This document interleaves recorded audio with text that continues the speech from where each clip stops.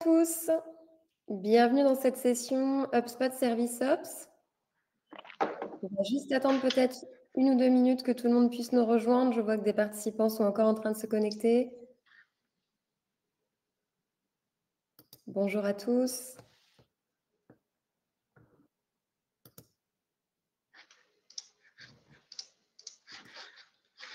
J'en profite aussi peut-être avant qu'on commence. Voilà, je vois que Delphine a trouvé le chat. Bonjour. N'hésitez pas à nous envoyer des messages pendant la session.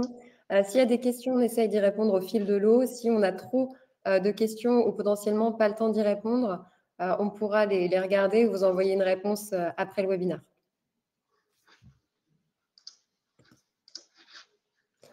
Écoutez, je vois que tout le monde continue d'arriver. Je vous propose qu'on commence. Donc, une nouvelle fois, bonjour à tous, bienvenue sur cette session HubSpot Service Ops, garantir la qualité de votre service client. Aujourd'hui, pour animer ce webinaire, je suis accompagnée de Sarah. Je te laisse peut-être te présenter en quelques mots. Yes, donc bonjour à tous et à toutes. Je suis Sarah Delorme, je suis consultante RevOps chez Markentive depuis à peu près 2 ans. Markentive, Céline vous présentera un peu plus l'agence et ce qu'on fait au quotidien, mais moi, en tant que consultante RevOps, du coup, je vais accompagner mes clients sur des problématiques marketing, sales, CRM et service client. Mon but étant d'optimiser les process de ces équipes, de les aligner et de traduire tout ça dans des outils CRM du type HubSpot. Voilà. Et Céline, je te laisse la main. Parfait. Et donc, moi, Céline, je suis manager de projet et consultante senior RevOps chez Markentive et je fais partie de la même équipe que Sarah, donc sur la partie RevOps. Sarah a commencé à en parler du coup juste avant moi, mais avant qu'on commence réellement sur le cœur du sujet, quelques mots à propos de Markentive. Pour ceux qui ne nous connaissent pas, on a été fondé en 2013, donc désormais un peu plus de 10 ans d'existence. On est une équipe de un peu plus de 40 consultants experts dispatchés un peu partout en France. Vous avez le panel des villes qui est visible actuellement sur la carte. Donc avec Sarah aujourd'hui, on représente fièrement Paris et Rennes. On a un fonctionnement qui est divisé en 2 business units principales, Growth et RevOps, donc l'équipe dont je fais partie avec Sarah, et également un pôle tech, donc de développeurs et de web designers qui nous accompagnent sur la création des templates et des websites pour nos clients. Vous le voyez à l'écran, mais nous sommes certifiés ISO 27001, parce que la sécurité des données fait partie de nos priorités, et également Calliope, ce qui nous permet de dispenser des formations qui peuvent être prises en charge par votre plan de formation et par vos optos. Un très court focus sur notre expertise et en particulier sur la partie CRM et Service Ops qui va nous intéresser pour la session d'aujourd'hui. Comme je le disais, plus de 40 consultants qui accompagnent plus de 500 clients à travers le monde et en France. On a déployé plus de 250 outils CRM qui s'intègrent à des outils de service et on a 100% de nos projets qui sont concrétisés avec une adoption du client dans les 3 premiers mois. On fait un focus très important sur l'adoption qui est essentiel pour le déploiement de vos processus et l'amélioration de votre ROI. Et vous avez quelques exemples directement sur les slides, mais on vous accompagne sur l'entièreté du processus de déploiement de votre CRM et en particulier du Service Ops, donc de la migration des données jusqu'au reporting et l'analyse de vos actions. Vous le savez peut-être, mais nous sommes partenaires HubSpot. Nous sommes partenaires Elite, c'est le plus haut niveau de partenariat avec HubSpot. Et nous sommes d'ailleurs donc le premier partenaire en France et dans le top 5 monde. Donc, si vous voulez plus d'informations et des retours de nos clients, on vous enverra la présentation avec le lien vers notre Customer Portal qui est disponible directement sur HubSpot et où vous pouvez avoir toutes les reviews de nos clients actuels et passés. Et enfin, dernière slide de présentation avant de commencer réellement le webinaire. Vous voyez quelques exemples de notre tool stack actuellement à l'écran. Donc, ce sont différents outils, bien sûr, ce n'est pas exhaustif, mais que nous intégrons avec les différents outils CRM et en particulier avec HubSpot. Vous avez par exemple Aircall pour la téléphonie, Power BI pour la partie reporting et Phantom Buster. Donc, pour ceux que ça intéresse, il y a un autre webinaire en fin de journée qui sera animé par Christian et on pourra notamment vous envoyer le lien si besoin dans le chat, sinon vous pouvez le retrouver sur LinkedIn. Christian, qui est du coup le fondateur de Markentive. Et comme le disait si bien Céline, je crois que c'est à 17h aujourd'hui le webinaire sur Phantom Buster. Exactement, oui. Et au programme de cette session, on va commencer par une courte introduction sur qu'est-ce que le Service Ops, de quoi on va parler et quelles sont les missions de l'équipe Service Ops au sein d'une entreprise. Puis on passera en revue les différents outils des équipes service à travers HubSpot, notamment le Help Desk qui va vous permettre de centraliser vos demandes, le reporting, comment optimiser, on va dire, vos activités à travers le reporting HubSpot. Et pour aller plus loin, on s'intéressera notamment aux fonctionnalités d'IA. Donc, Service Ops, de quoi parle-t-on? Eh bien, tout simplement du besoin de répondre aux attentes de vos clients à chacune des prises de contact et de leur offrir une expérience la meilleure possible et même de surpasser leurs attentes pour les fidéliser et les transformer en ambassadeurs de votre entreprise. Donc, ça va passer par des process optimisés qui vont être couplés à des outils pour visualiser la data et répondre aux attentes des clients. Donc, le rôle de l'équipe service client, il est multiple en fait. On peut le diviser en 3 piliers principaux. Ça va être de l'assistance et du support. Donc, je vais centraliser l'ensemble des tickets, l'ensemble des demandes et y répondre à travers des process optimisés. Je vais collecter du feedback. Une fois que mon ticket, donc ma demande est traitée, je peux notamment envoyer un Customer Report Score pour savoir si ça a été complexe ou non de résoudre ce besoin. Et je vais fidéliser et faire de l'account management en entretenant un lien avec votre base cliente existante, notamment par des enquêtes de NPS ou de l'emailing automatisé. Merci Céline. Du coup, maintenant qu'on a un peu présenté Mercantive et qu'on a un peu présenté du coup les objectifs et les actions des équipes support service, on va rentrer un peu plus en détail sur quels sont les outils qui vont permettre à ces équipes d'optimiser leur performance et d'optimiser notamment leur productivité au quotidien. Premier outil que nous, on voulait vous présenter aujourd'hui, ça va être ce qu'on appelle le Help Desk. Le Help Desk qui est un outil proposé par HubSpot. Souvent, ce qu'on se rend compte au niveau des équipes support et des équipes service chez Mercantive, c'est que du coup, elles vont gérer au quotidien un grand nombre de demandes entrantes qui vont souvent se matérialiser sous forme de tickets. Et ces demandes entrantes, elles vont souvent provenir de différents canaux. Ça peut être de l'emailing si vous avez une boîte mail partagée pour votre équipe service ou votre équipe support. Ça peut être le téléphone aussi parce que les clients appellent et ont une hotline entre guillemets pour contacter le service client. Ça peut être via du chat aussi. Des fois, on a des chatbots qui sont disponibles sur des sites internet ou sur des espaces clients par lesquels les clients peuvent contacter du coup les équipes service. Ça peut être aussi via des formulaires de demande de contact parce qu'on a un problème avec un produit ou une question sur un service, etc. Donc, on va avoir plein de canaux à disposition des prospects et des clients justement pour contacter les équipes service.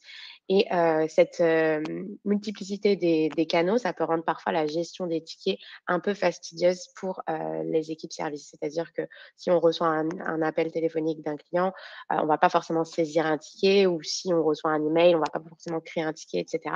Donc, l'information va vite se perdre à cause des différents canaux, et donc ça va être plus dur de suivre du coup l'évolution des demandes et la donnée liée à ces demandes. L'avantage avec HubSpot, c'est qu'aujourd'hui, HubSpot propose ce qu'on appelle un help desk, qui est aussi un centre de support en français, où justement vous et vos équipes allez pouvoir gérer tous vos tickets via une seule et même interface. Donc tout va être centralisé à un seul et même endroit, peu importe le canal d'entrée de cette demande. Ce que je vous propose, c'est qu'on passe dans HubSpot pour vous faire une petite démo des screenshots qui sont à l'écran. Donc, je vais juste prendre le partage d'écran, Céline. Hop. Et j'en profite pendant que Sarah partage son écran. Je vois que de nombreuses autres personnes nous ont rejoints. Donc, bienvenue à tous. S'il y a des questions, n'hésitez pas à utiliser le chat. On sera ravis d'y répondre au fil de l'eau pendant la présentation. C'est ça. Et si on n'a pas forcément le temps d'y répondre tout de suite pendant la session, on vous enverra un email derrière et on vous contactera pour justement répondre à vos questions. Du coup, normalement, vous voyez tous bien mon écran. Donc là, on a switché dans l'interface HubSpot et on est sur l'interface du helpdesk. Donc le helpdesk, ça va être un environnement dédié aux équipes services et support qui va centraliser toutes les demandes entrantes. Le helpdesk, pour ceux qui utilisent potentiellement HubSpot et qui ont potentiellement un Hub Service, sachez qu'il se trouve au niveau des workspaces ici et ici helpdesk ou centre de support aussi appelé dans la version française. Donc ça, c'est une nouvelle fonctionnalité qui a été travaillée et développée par HubSpot et qui est disponible depuis quelques semaines maintenant. Donc là, quand on arrive sur le helpdesk, vous pouvez voir qu'on a un listing de tickets qui sont en fait les demandes entrantes qui sont arrivées par différents canaux. Vous avez ici une colonne channel pour identifier le canal par lequel est arrivée cette demande. Donc là, vous voyez par exemple, on a live chat, on a formulaire, parfois on a email ici, etc. Unknown, ça va être si le ticket a été créé manuellement par la personne. Donc toutes les demandes entrantes par ces différents canaux vont venir se stocker et se loguer dans ce helpdesk et vous allez pouvoir avoir une vue d'ensemble de tous ces tickets-là. L'avantage aussi, c'est que souvent dans les équipes support, on a plusieurs personnes qui travaillent et qui vont gérer des tickets au sein de l'équipe. Donc du coup, on a là la visibilité globale complète sur tous les tickets disponibles, mais on peut aussi avoir ce qu'on appelle des vues filtrées et des vues privées, où là, on va vouloir uniquement voir ses propres tickets et les tickets qu'on souhaite gérer. Donc là, je vous montre la vue d'ensemble, mais sachez que il y a une vue qui s'appelle Assign to me, qui est en fait mes propres tickets, donc les tickets qui m'ont été attribués dans HubSpot et que je vais devoir gérer. Donc ça, c'est la première chose. Deuxième chose que vous allez pouvoir faire, c'est de modifier les colonnes. Donc là, en fonction de la demande et de comment est-ce que vous allez travailler vos tickets, vous allez peut-être vouloir voir d'autres informations au niveau des colonnes et de modifier donc l'affichage. Cet affichage, il est personnel, donc on est sur un environnement centralisé pour tout le monde, mais vous pouvez modéliser cet affichage pour n'afficher que les informations qui vous intéressent. Donc, si vous éditez les colonnes derrière, vous pouvez décider d'ajouter certaines informations ou d'en retirer certaines parce qu'elles ne sont pas forcément pertinentes pour vous. Donc ça, c'est pour la vue un petit peu listing. Si vous rentrez directement dans un ticket, par exemple, là, le dernier ticket live chat, on est sur un environnement de test Marketing, donc c'est pas mal de tests, c'est pas forcément des vraies conversations qui ont lieu. Si vous rentrez donc directement dans un ticket, vous allez pouvoir répondre à la personne depuis cette interface-là, donc que ce soit un email, un formulaire, un chat, etc. Vous allez pouvoir lui répondre ici et choisir la manière dont vous répondez à cette personne. Et la conversation va s'afficher au fur et à mesure. Sur le côté droit, vous allez pouvoir retrouver les informations au sujet du ticket.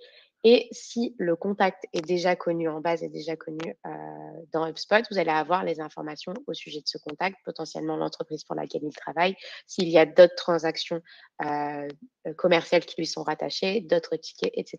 Donc, vous allez avoir vraiment une vue d'ensemble sur ce contact, la personne qui vous contacte, les informations qui sont déjà connues dans HubSpot, mais aussi vous allez avoir une vue d'ensemble sur la conversation en elle-même et pouvoir répondre à cette personne. Si je vous montre juste, donc là, du coup, vous êtes sur le ticket quand vous l'avez ouvert pour répondre à la personne. Si je reviens à la vue listing et que je vous montre, par exemple, un exemple via le chat. Donc là, si je passe sur le chat, donc là, c'est un faux chat qu'on a préparamétré côté Marketing. Je peux envoyer un message via le chat. Je cherche à réinitialiser mon mot de passe. Donc là, c'est comme si j'étais quelqu'un qui voulait contacter le service client depuis votre site internet. J'envoie le chat. Et donc, ce qui va se passer dans HubSpot, c'est que le ticket va aller se créer. Donc là, le ticket vient de se créer ici. Le ticket va aller se créer. On va avoir un nouveau ticket qui est généré dans le helpdesk. Et quand je clique sur le ticket, je vois le message du visiteur inconnu. Bonjour, je cherche à réinitialiser mon mot de passe. Et je vais pouvoir lui répondre directement. Vous allez voir aussi, on en parlera un peu plus tard parce que Céline l'a abordé, il va y avoir le sujet de l'intelligence artificielle qui va être à disposition aussi dans HubSpot. Donc, j'en reparlerai plus tard, mais vous pouvez déjà voir que l'intelligence artificielle propose aussi des recommandations de réponse que vous pouvez utiliser directement dans votre réponse au message de la personne. Donc, voilà pour le helpdesk. Juste, je vais revenir à la présentation.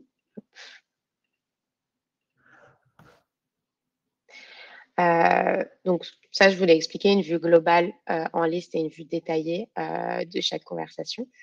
Pareil, je vous en ai parlé aussi, mais vous allez pouvoir communiquer en direct avec la personne depuis le helpdesk et vous allez avoir les informations associées à cette personne qui vous seront affichées directement dans le helpdesk. Donc l'avantage, pas besoin de sortir du helpdesk pour aller un petit peu récupérer des informations ou savoir à qui vous vous adressez. Au niveau des canaux que vous allez pouvoir connecter au helpdesk, donc je vous en parlais, on va avoir l'email, si vous avez un email support que vous fournissez à vos clients ou qui sont par exemple dans votre signature email, etc. Cet email-là va pouvoir se connecter au helpdesk et tous les emails entrants de vos clients, prospects, etc. dans cette boîte mail vont venir se créer sous forme de tickets dans le helpdesk. Pareil, vous pouvez avoir des formulaires qui sont directement connectés au helpdesk. Donc, toutes les personnes qui vont remplir un formulaire de service ou de support vont aller générer un ticket dans le helpdesk. Vous avez aussi la possibilité de connecter Facebook Messenger à votre helpdesk si besoin. WhatsApp aussi, si vous interagissez via WhatsApp avec vos prospects et vos clients. Et dernier canal que vous pouvez potentiellement connecter, ça va être les appels que vous passez depuis HubSpot. Il y a aussi la possibilité, il me semble, Céline, de connecter AirCall si vous utilisez cet outil de téléphonie-là. Oui. Qui n'est pas en fait l'outil de téléphonie de base de HubSpot, mais qui est un outil adossé à HubSpot.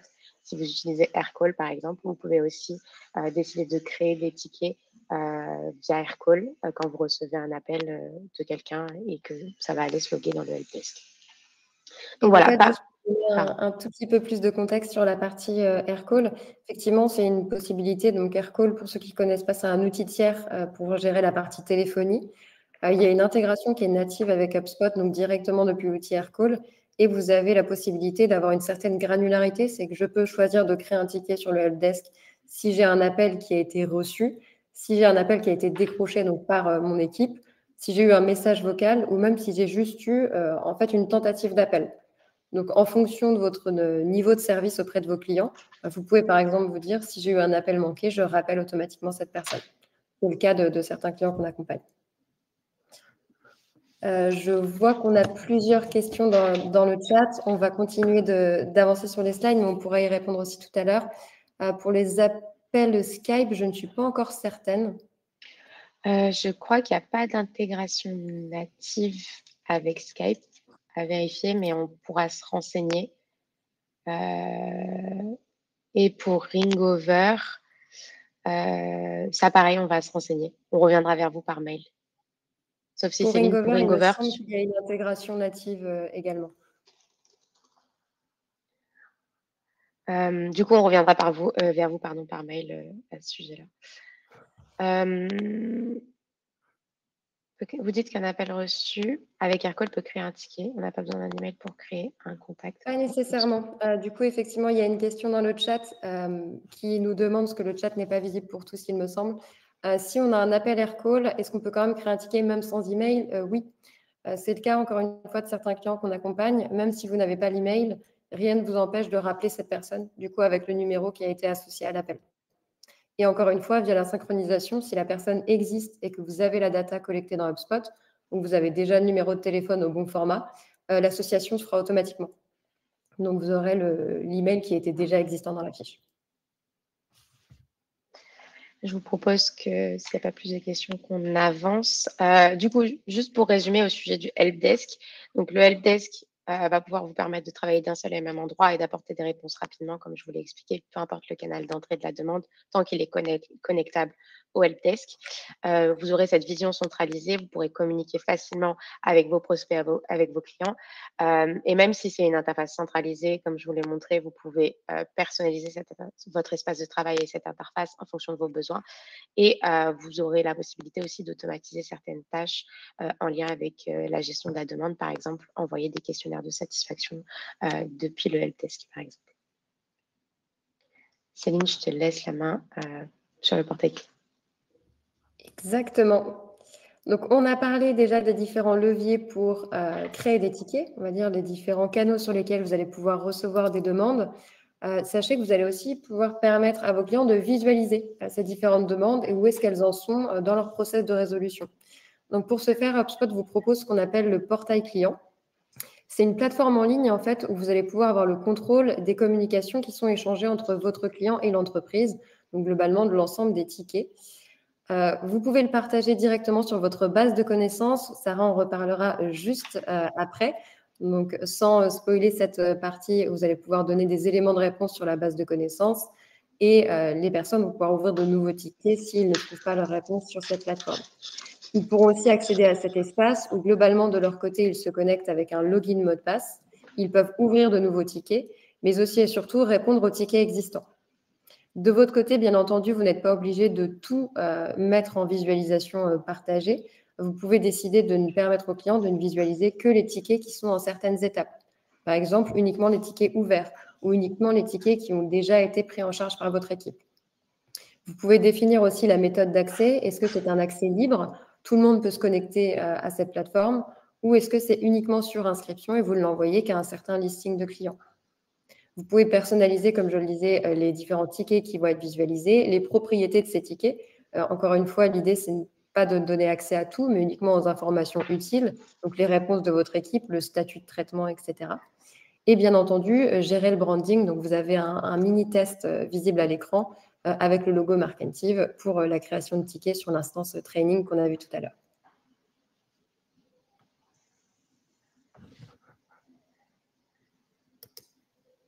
Si pas plus de questions sur le portail client, je vous propose qu'on passe à un troisième outil que nous, on aime bien aussi proposer à nos clients sur la partie service et support. Ça va être la base de connaissances. La base de connaissances, c'est une fonctionnalité du coup qui est disponible via le service Hub de HubSpot, et ça va être en fait une bibliothèque de contenu qui est mise à disposition de vos visiteurs pour répondre à leurs questions. Grosso modo, la base de connaissances, ça va être une FAQ sur laquelle vous allez pouvoir créer des articles et mettre à disposition des contenus. Typiquement, si vos équipes support et services reçoivent souvent les mêmes questions à propos des mêmes thématiques, des mêmes sujets, pour gagner du temps, vous allez pouvoir créer des articles pour répondre à ces questions-là et les mettre à disposition sur la base de connaissances, et du coup partager le lien de votre base de connaissances à vos clients et à vos prospects pour justement gagner du temps dans le traitement de vos tickets et la possibilité du coup de gagner du temps et de leur fournir directement la réponse via un article. Donc ça, c'est la première chose. On a la possibilité dans HubSpot d'avoir plusieurs bases de connaissances, mais ça va être directement lié à votre niveau d'abonnement. Donc, par exemple, pour un Hub Service Pro, on peut avoir une base de connaissances, alors que pour un Hub Service Enterprise, on pourra avoir plusieurs bases de connaissances. Parfois, avoir plusieurs bases de connaissances, ça peut être intéressant si vous voulez faire plus une base de connaissances pour vos clients, VS une base de connaissances, par exemple, uniquement pour vos prospects. Je vois qu'il y a des questions dans le chat. Alors, concernant la base de connaissances, est-ce qu'une évolution permettra d'avoir un même article dans plusieurs catégories ou sous-catégories? Alors ça, je ne suis pas sûre. Faudra qu'on se renseigne avec Céline, sauf si Céline, tu sais, toi, cette... Non, effectivement, je regardais cette question pendant que tu expliquais la base de connaissances. Pour le moment, je crois que ce n'est pas encore le cas. On va pouvoir se renseigner et voir si c'est dans la roadmap. Et on a une question juste en dessous. Les articles de la base de connaissances peuvent être poussés par des demandes par chat. Ça, il me semble que oui. Et je crois que Sarah, tu voulais en parler sur... de votre côté, vous aurez la possibilité. Yes. Donc, du coup, ce que vous pouvez faire côté équipe support, c'est donc vous allez pouvoir rédiger des articles sur des questions, sur des thématiques fréquentes et les mettre à disposition de votre base de connaissances. Vous allez pouvoir catégoriser vos contenus avec des catégories et des sous-catégories. Donc là, on le voit un petit peu sur le screenshot, mais par exemple, là, à l'écran, vous voyez 3 catégories de contenu: compte et configuration, chat et automatisation, pardon, et CRM. Donc ça, c'est des catégories de contenu, et quand on clique sur la catégorie, on a des sous-catégories et des listings de contenu avec des articles à disposition. Vous allez pouvoir aussi paramétrer ce qu'on appelle un chatbot de recherche. Donc en fait, vous pouvez sur la base de connaissances mettre à disposition un chatbot, et donc si la personne arrive sur votre base de connaissances, elle ne sait pas exactement comment chercher, ce qu'elle doit chercher, etc., elle peut poser la question au chatbot, et le chatbot va pouvoir scroller votre base de connaissances et en fonction des mots-clés qui ont été renseignés, pousser certains articles à votre prospect ou à votre client qui recherche une réponse à sa question. Donc, on a des chatbots qui sont disponibles dans HubSpot et qui poussent en fait des articles de la base de connaissances si vous avez une base de connaissances. Vous pouvez paramétrer l'apparence de votre base de connaissances en fonction de justement votre branding et votre site web, par exemple. Vous avez la possibilité aussi d'effectuer du reporting, c'est-à-dire que via votre base de connaissances, vous allez pouvoir reporter sur quels sont les articles les plus vus, etc., pour pouvoir un petit peu identifier quelles sont les thématiques qui marchent le mieux, quelles sont les thématiques les plus recherchées par vos prospects ou par vos clients sur votre base de connaissances et du coup capitaliser sur ça pour mettre plus d'efforts sur une typologie de contenu ou une catégorie de contenu parce que vous voyez que ça fait du sens et que c'est important pour les personnes qui visitent votre base de connaissances. Et dernière chose que vous allez pouvoir faire avec la base de connaissances, ça va être la partie import de contenu déjà existant. Donc, si vous avez des articles qui existent déjà ailleurs ou que vous stockez de la donnée sur des Google Docs, des documents Word, etc., au lieu de tout réécrire, vous allez pouvoir importer ça dans la base de connaissances directe. Donc voilà, Laurence, je ne sais pas si ça répond à votre question au sujet des demandes par chat avec des articles de la base de connaissances qui peuvent être poussés. Mais globalement, oui, ça sera possible. C'est un type de chat en particulier. Et peut-être pour vous donner un peu aussi de précision sur ce point, ce qui arrive assez souvent chez les clients qu'on accompagne pour la partie live chat et chatbot, c'est que du coup, grâce à la base de connaissances, on va créer une combinaison des deux. On va commencer par un chatbot qui va préqualifier en fait les demandes entrantes. Donc, on va demander à l'utilisateur de nous donner son adresse email si on veut sauvegarder les informations sur sa fiche ou de ne pas la donner si vous ne voulez pas sauvegarder les infos et ne pas reporter dessus.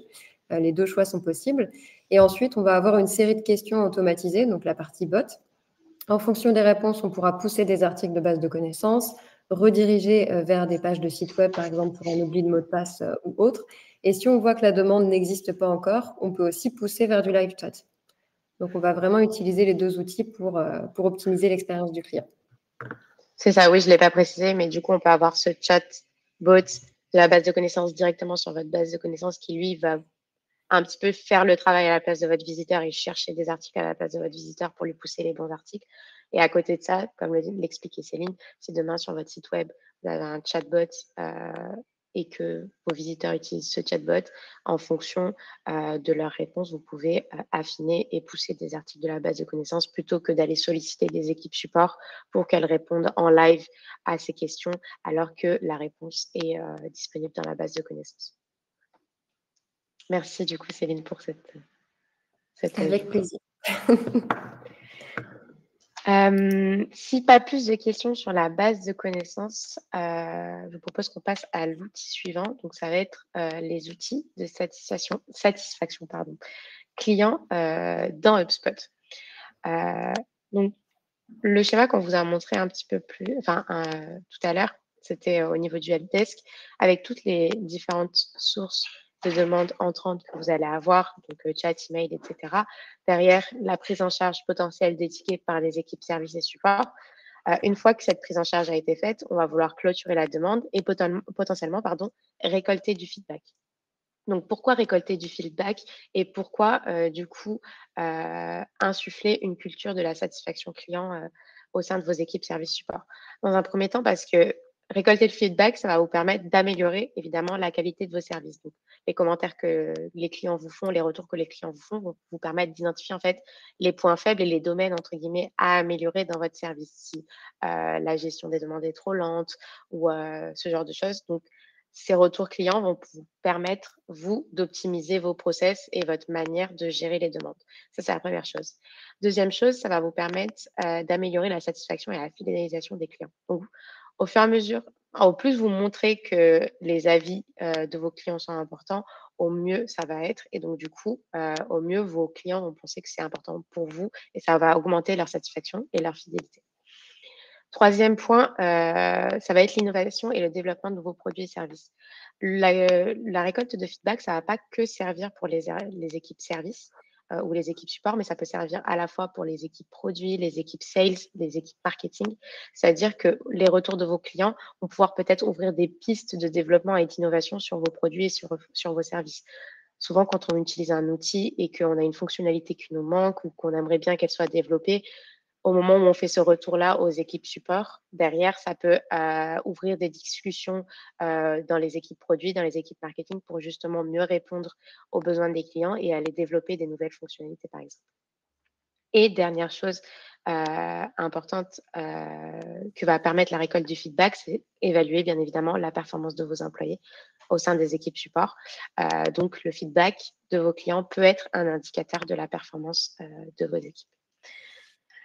Donc, comment est-ce que ça va se matérialiser dans HubSpot? Quels sont les outils que vous allez pouvoir utiliser pour récolter ce feedback client-là? Dans HubSpot, vous avez ce qu'on appelle des enquêtes de satisfaction, mais vous avez différents types d'enquêtes qui vous sont disponibles. Donc, vous en avez 4 à date qui sont disponibles. La première, ça va être les enquêtes de score d'effort client.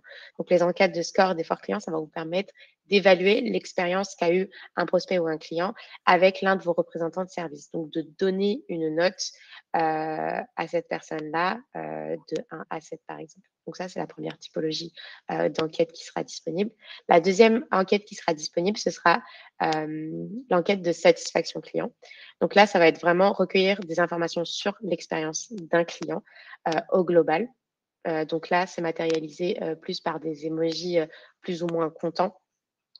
C'est une typologie aussi d'enquête qui n'est pas modifiable et donc du coup qui est pré-paramétré avec ce type de visuel-là.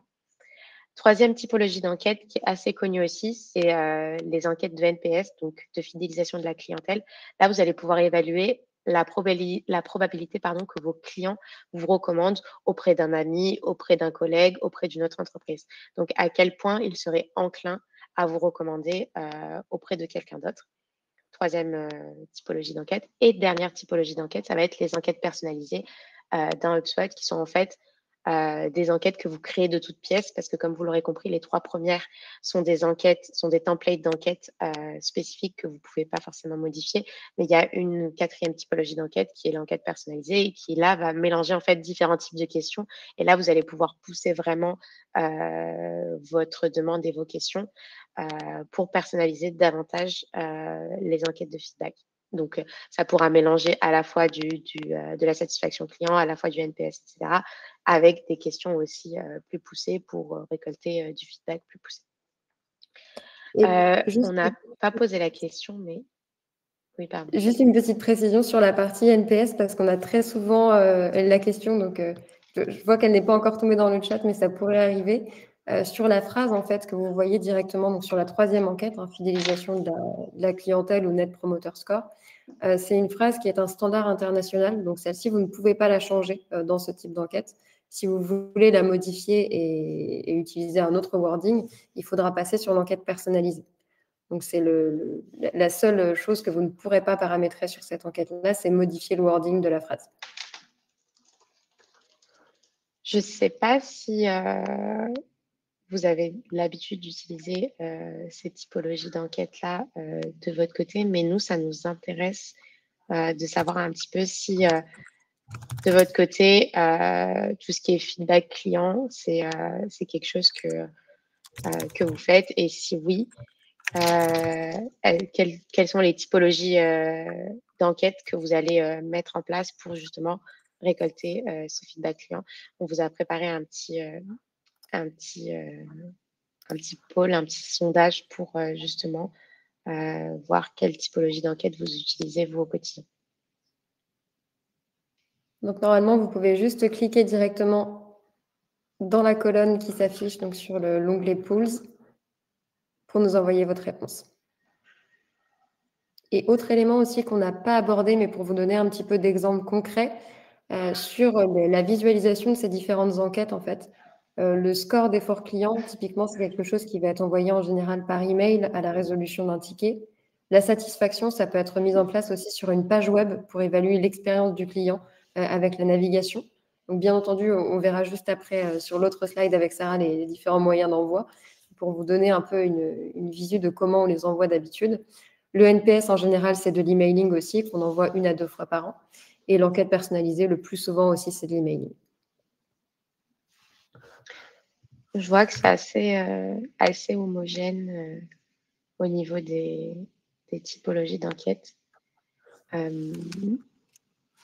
Donc, je pense qu'on peut passer à la slide suivante. Alors, juste, Céline en parlait juste avant par rapport aux différentes typologies d'enquêtes.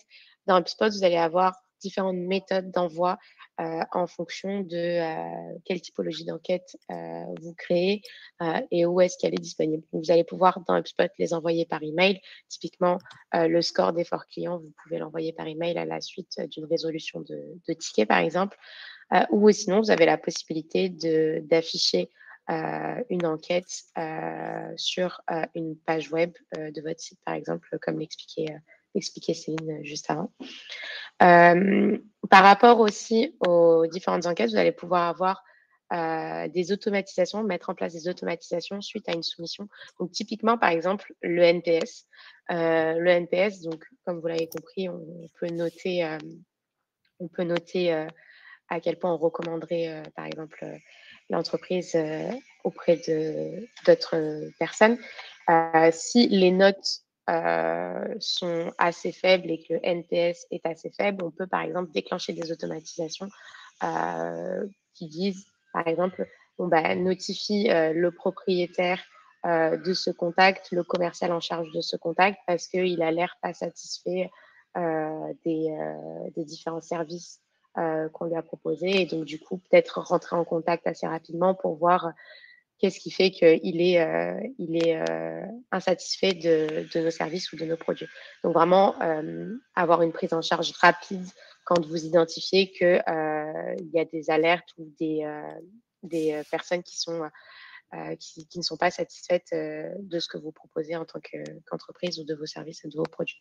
Donc voilà, il y a pas mal d'automatisation suite aux enquêtes qui peuvent être mises en place et donc permettre de capitaliser rapidement sur les feedbacks des personnes. Et enfin, par rapport aux enquêtes, dernière chose qui est assez intéressante, c'est aussi le reporting qui est dédié à ces enquêtes. Donc du coup, vous allez pouvoir analyser les résultats de vos enquêtes, s'il y a des tendances qui ressortent plus ou moins, et ça va vous permettre derrière, s'il y a souvent les mêmes choses qui reviennent, etc., comme on le disait tout à l'heure, d'améliorer vos process, d'améliorer votre prise en charge, vos services, etc., pour justement remonter, par exemple, votre score NPS et améliorer la satisfaction client. Ça fait la transition avec le reporting, du coup. Transition parfaite. Peut-être juste pour vous donner de la visibilité sur le petit sondage qu'on a fait dans le champ Pulse, parce qu'il me semble que vous n'avez pas de vision sur les résultats. On a 2 égalités parfaites. Donc, en position 1 et 2, à 33% des sondages, on a la satisfaction client, donc la CSAT, et l'enquête personnalisée. Et en 3 et 4, donc même chose en égalité, on a la fidélisation de la clientèle, donc NPS, et Customer Effort Score. Donc, passons maintenant sur la partie reporting. Parfait, vous voyez la bonne slide. Donc, sur la partie reporting, on a essayé de vous visualiser un petit peu les différents types de KPI que vous allez pouvoir avoir en fonction des outils que vous allez utiliser. On a commencé lors de cette présentation par parler des tickets, donc c'était logique de commencer par vous parler des KPI de tickets. Sur les KPI de tickets, bien sûr, ce n'est pas exhaustif, mais la plupart du temps, ce qu'on va vouloir mesurer, ça va être le volume de tickets générés par catégorie. Donc, vous pouvez faire une propriété custom et visualiser, par exemple, s'il s'agit, je ne sais pas, par exemple, d'une demande liée à un service en particulier, à un produit en particulier, à une mission en particulier. Donc là, ce sera vraiment relié à votre business. Par étape de pipeline, donc combien de tickets j'ai dans nouvelles demandes entrantes, dans demandes en attente côté service client, dans demandes en attente client et dans résolu fermé. Par propriétaire, pour évaluer un petit peu la charge de travail de vos équipes. Donc si vous avez une équipe de 5 personnes, vous pouvez visualiser comment les tickets sont répartis sur l'ensemble de cette équipe. Et par source, donc Sarah l'expliquait tout à l'heure, vous pouvez connecter donc plusieurs leviers, le chat, les formulaires, WhatsApp, Messenger, l'email, et vous pouvez visualiser lequel performe le mieux, potentiellement pour essayer d'optimiser les autres et donc de réduire le flux, et aussi pour voir si vous êtes OK en termes de qualification. Je m'explique, on a des clients souvent dont le premier levier de création de tickets, c'est l'emailing. C'est souvent le plus simple pour l'utilisateur final, mais ce n'est pas forcément le plus qualitatif en termes de préqualification. Puisque contrairement à du chat ou à du formulaire, vous n'allez pas pouvoir entrer une catégorie de demande, une urgence de la demande. Toutes ces infos-là ne pourront pas être captées dans le corps de l'email. Heu, voilà pour cette, partie. Autre information utile, par exemple, pour la partie catégorie, comme le disait Sarah tout à l'heure, il me semble, ça va aussi vous permettre de définir vos futurs articles de knowledge base. Si, par exemple, vous avez énormément de demandes qui concernent un produit en particulier et son utilisation, et ben, ça peut être intéressant, d'ajouter cette catégorie sur votre knowledge base pour réduire la charge de votre équipe service client, et améliorer l'expérience client aussi au général. Autre type de KPI, les KPI de knowledge base. Donc encore une fois, on est sur une bonne transition. Grâce à la knowledge base, vous allez pouvoir voir le nombre de consultations de la knowledge base. Ça vous permet de voir aussi s'il y a une saisonnalité dans cette consultation. Si vous avez des services qui fonctionnent en grande partie sur des périodes dédiées de l'année, eh bien logiquement, la consultation de la knowledge base va suivre. Donc vous pouvez voir les pics d'activité. Et surtout, quels sont les articles les plus consultés. Donc, quels sont ceux qui doivent être actualisés le plus fréquemment avec de la data toujours à jour et qui doivent peut-être être complétés et précisés par des sous-articles et pourquoi pas des démos vidéo, ce genre de choses. Enfin, la partie KPI de chatbot et de live chat. Donc, on l'évoquait aussi tout à l'heure. Vous allez pouvoir voir encore une fois par propriétaire quelles sont les demandes entrantes, les demandes en cours de gestion, par type de chat flow. Donc, on a rapidement parlé de la combinaison live chat chatbot. Vous n'êtes pas obligé d'en avoir un seul. On a très souvent le cas en fait avec des clients, des chatbots et des live chats qui sont adaptés à la page sur laquelle vous allez le publier. Par exemple, vous pouvez avoir un chatbot qui est dédié à la base de connaissances, un autre qui est dédié à la page contact, par exemple, si vous avez des personnes qui se rendent beaucoup sur votre page contact, mais ne font pas l'action de soumettre le formulaire, ça peut être un autre moyen d'aller chercher cette information. Et vous pouvez aussi calculer les délais moyens de réponse, donc pour la partie live chat, cette fois-ci évidemment, par propriétaire ou par équipe, pour savoir combien de temps vos équipes mettent à répondre à la demande et combien de temps la demande dure, en combien de temps une conversation va être clôturée. Alors, je crois que je vérifie le chat, mais je crois que nous n'avons pas de questions sur la partie reporting. Donc, si Non, c'est c'est OK tout bon, pas de pour vous, questions. on va pouvoir avancer sur l'IA. Yes. Du coup, avant de clôturer ce webinaire, on voulait vous donner quelques petites billes aussi pour aller plus loin et notamment pour utiliser l'intelligence artificielle pour justement optimiser un petit peu les process et la productivité de vos équipes services. L'intelligence artificielle, ça peut parfois faire débat, mais aujourd'hui, l'intégrer, justement à vos processus de service client, ça va vous permettre, de transformer un petit peu l'expérience client et l'efficacité opérationnelle de vos équipes et de votre entreprise. Hem, HubSpot, a fait le choix d'intégrer de plus en plus l'IA dans ses outils, justement pour venir en renfort des équipes et pour les aider, et les soulager de, par exemple, des tâches chronophages ou à faible valeur ajoutée. Donc pourquoi, nous, on vous conseille, justement d'utiliser un petit peu l'IA en soutien de vos équipes? Parce que dans un premier temps, ça va vous permettre de gagner du temps et de gagner en productivité, donc de gérer tout ce qui est des tâches répétitives et simples, telles que, de répondre aux questions fréquemment posées. Typiquement, la base on en parlait tout à l'heure, le chatbot avec la base de connaissances ou encore ce que je vous montrerai juste après, utiliser, des recommandations de réponses générées via l'IA pour aller plus vite, dans la réponse au ticket. Hem, la disponibilité aussi continue, avec des chatbots et des assistants virtuels qui sont alimentés par l'IA et qui peuvent justement offrir un support client en l'absence d'agent. Donc, quand les équipes support ne travaillent pas forcément, typiquement par exemple la nuit ou, les week-ends, avoir le relais qui est pris par l'IA avec des chatbots qui sont, alimentés et qui sont formés, grâce à l'IA. Et enfin, dernier point, ça va être l'analyse de la donnée, donc pouvoir, grâce à l'IA, traiter et analyser rapidement de grandes quantités de données, clients pour justement, extraire un peu des insights pertinents.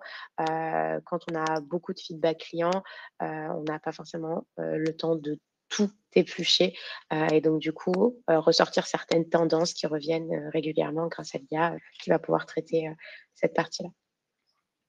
Dans HubSpot, comment est-ce que ça se matérialise? Je vous le montrais tout à l'heure avec le helpdesk, je vais vous le remontrer. Alors, je reprends juste le partage d'écran. Du coup, ce que je vous disais, c'est que HubSpot intègre de plus en plus l'IA à ses outils et notamment à la partie service. L'IA va intervenir notamment dans tout ce qui est la recommandation de réponse. Donc là, tout à l'heure, on cherchait par exemple à réinitialiser, enfin, la personne qui contactait via chat cherchait à réinitialiser son mot de passe. Peut-être que potentiellement c'est une question fréquente, peut-être que c'est une information qui est disponible dans la knowledge base, etc. Euh, donc l'IA va un petit peu réfléchir et va vous proposer une recommandation que vous voyez ici à l'écran en bleu et que vous pouvez décider ou non d'utiliser. Vous pouvez l'envoyer directement ou potentiellement la modifier parce que vous voulez rendre ça un peu plus chaleureux. Vous voulez peut-être dire bonjour à la personne parce que c'est la première fois que vous lui répondez, etc.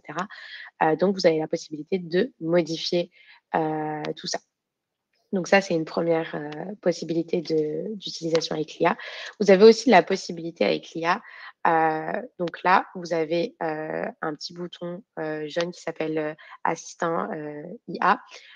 Quand vous cliquez dans HubSpot, vous avez la possibilité de demander à cet assistant, en fait, soit de réécrire votre contenu, de le raccourcir, de le rallonger, etc., de changer même le ton si vous voulez que ce soit plus amical, plus professionnel, etc.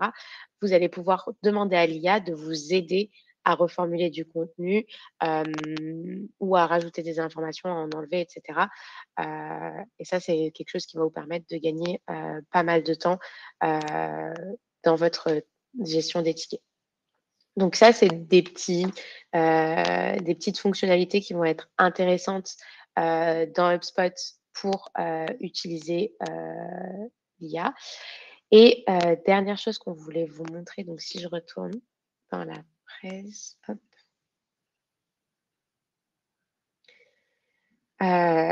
Donc dernier élément aussi qui peut être intéressant, il y en a d'autres des fonctionnalités IA disponibles dans HubSpot, mais là, c'est celle qu'on voulait aussi vous montrer en priorité.